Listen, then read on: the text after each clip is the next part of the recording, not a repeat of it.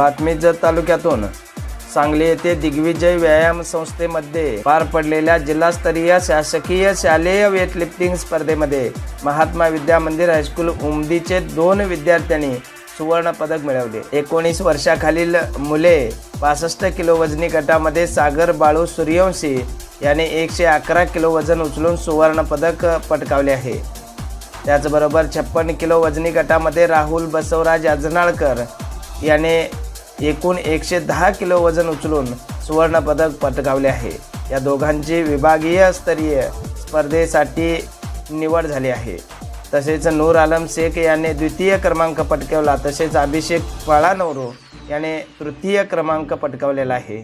अशा तऱ्हेने महात्मा विद्या मंदिर हायस्कूलला जिल्हास्तरीय स्पर्धेमध्ये 2 सुवर्ण व 1 रजत पदक तसेच 1 कांस्य पदक मिळालेले आहे आणि या यशस्वी विद्यार्थ्यांचे सर्व स्तरातून अभिनंदन होत आहे। त्यांना मार्गदर्शन करणारे क्रीडा शिक्षक नांदणीकर यांचे सुद्धा सर्व स्तरातून अभिनंदन होत आहे।